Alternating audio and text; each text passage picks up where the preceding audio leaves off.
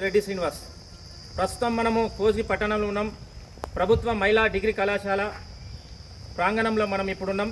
మన ముందు కళాశాల ప్రిన్సిపల్ గారు అదేవిధంగా స్టాఫ్ అందరు ఇక్కడ రావడం జరిగింది. ప్రధానంగా ఇక్కడికి రావడానికి ప్రభుత్వ డిగ్రీ కళాశాలలో అడ్మిషన్స్ ఏ విధంగా జరుగుతున్నాయి, ఇక్కడ వ్యవహారాల గురించి మనం తెలుసుకుందామన్న ఆలోచనతో రావడం జరిగింది. ఇక్కడ వాతావరణం చాలా అద్భుతంగా ఉంది. కోజీ కానీ, బొమ్రాజ్పేట, కోడంగల్, మద్దూర్ల, దౌలతాబాద్లో ఉన్నటువంటి యువతులు ఏదైతే ఇంటర్ కంప్లీట్ అయిన ప్రతి ఒక్క విద్యార్థిని ఖచ్చితంగా ఇక్కడ అడ్మిషన్ తీసుకోండి. ఎందుకంటే మన గౌరవ ముఖ్యమంత్రి రేవంత్ రెడ్డి గారు, అదేవిధంగా కోడంగల్ నియోజకవర్గ ఇన్ఛార్జ్ తిరుపతి అన్న ఎంతో కోజ్గి పట్టణానికి కానీ, కోడంగల్ పట్టణానికి కానీ ఇక్కడ ఉన్నటువంటి ఏదైతే 10th తర్వాత చాలామంది అమ్మాయిలకు పెళ్లిళ్ళు చేసి ఈరోజు వాళ్ళని విద్యకు దూరం చేస్తున్న ఆలోచనతో ఖచ్చితంగా ఇక్కడనే ఒక ప్రభుత్వ మహిళా డిగ్రీ కళాశాలను ఏర్పాటు చేసి ఈ ప్రాంతంలో ఉన్నటువంటి విద్యార్థులకు మంచి ఎడ్యుకేషన్ ఇవ్వాలనే ఆలోచనతో గొప్ప ప్రయత్నం చేసింది. కాబట్టి దయచేసి ఇక్కడ ఉన్నటువంటి ఈ ప్రాంతంలో ఉన్నటువంటి విద్యార్థినులు ఇక్కడ అడ్మిషన్ తీసుకోండి. మొదటి ఫేజ్లో ఆల్రెడీ చాలామంది అడ్మిషన్ తీసుకున్నారు. రెండో ఫేజ్లో ఇట్లా నిన్నటికెళ్ళి ప్రారంభమైంది. కాబట్టి అందరూ అడ్మిషన్ తీసుకోండి గొప్పగా.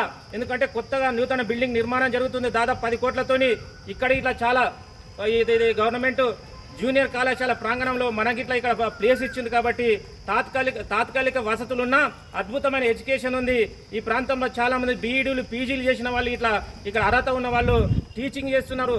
దయచేసి ఇక్కడ ఉన్నటువంటి ప్రతి ఒక్కరు తల్లిదండ్రులు మీ బిడ్డలకు ఒక ఎడ్యుకేషన్ చేయండి. ఎక్కడో హైదరాబాద్ కానీ, ఈ సికింద్రాబాద్ లాంటి ప్రాంతాలకు పోయి వేలకు వేలు ఖర్చు పెట్టడం వల్ల మన ప్రాంతంలోనే నాణ్యమైన విద్య అందిస్తుంది.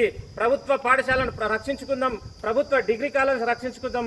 మహిళలకు ఒక అవకాశం వచ్చింది. కాబట్టి మహిళా తల్లిదండ్రులు ఇట్లా ఆలోచన చేసి ఈ ప్రభుత్వ డిగ్రీ కళాశాలలో అడ్మిషన్ తీసుకోవాల్సిందా మనమందరం ముందుకోవాలని ఇది మన ముందు ఇప్పుడు మన డిగ్రీ కళాశాల ప్రిన్సిపాల్ గారు ఉన్నారు.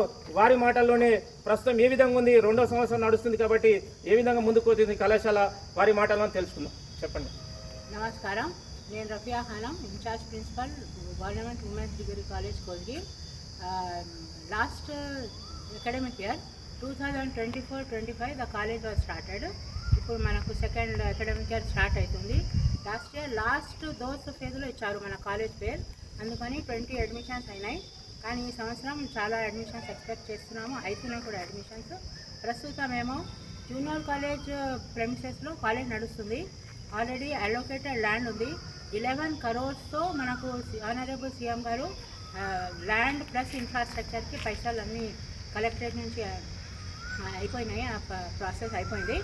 ఈ మార్కెట్ ఏరియాలోనే బస్ స్టాండ్ దగ్గరే ఆడపిల్లలు కాబట్టి వాళ్ళకు ట్రాన్స్పోర్టేషన్ ఇబ్బంది ఉండవద్దని ఇట్లా ల్యాండ్ కూడా ఇచ్చారు. త్వరలో వర్క్ కూడా స్టార్ట్ అవుతుంది. ఫార్మాలిటీస్ అయిపోయినాయి. ఇప్పుడు మనకు రన్ అయినాయి, అన్ని కోర్సెస్ ఉన్నాయి. BZC, MPC, MPCS, BA, BCom. మనకు ఇప్పుడు ఆల్ సబ్జెక్ట్స్కి స్టాఫ్ ఉన్నారు. నేను స్వయంగా బాగా కాన్సన్ట్రేట్ చేస్తా కాలేజ్కి. ఇప్పుడు సార్ చెప్పినట్టు ఆడపిల్లలు కాబట్టి దగ్గరనే అడ్మిషన్స్ ఇప్పిస్తే చాలా మంచిది. అది ఏదేదో దూరం వెళ్ళి హైదరాబాద్ కానీ అది ఇది దూరం బెంగళూరు కానీ అది ఇది అంటే ఎన్ని ప్రాబ్లమ్స్ ఆడపిల్లలు ఫేస్ చేస్తున్నారని మనకు అన్నీ తెలుసు. అందుకని ఈ కాలేజ్ స్వయంగా సీఎం చాలా కాన్సన్ట్రేట్ చేసి ఎస్టాబ్లిష్ చేశారు. సో ఇది హైయెస్ట్ లెవెల్కి తీసుకువెళ్ళాలని మనమంతా ప్రయత్నాలు చేశారు. Thank you madam. దయచేసి ఎవరైతే దోస్తు 2వ ఫేజ్ నడుస్తుంది కాబట్టి అందరూ ఏదైతే కోర్సులో ఉన్నటువంటి ప్రభుత్వ మహిళా డిగ్రీ కళాశాలను చూస్ చేసుకొని ఇక్కడ అడ్మిషన్ తీసుకోవాల్సిన విజ్ఞప్తి చేస్తున్నాం. Thank you so much.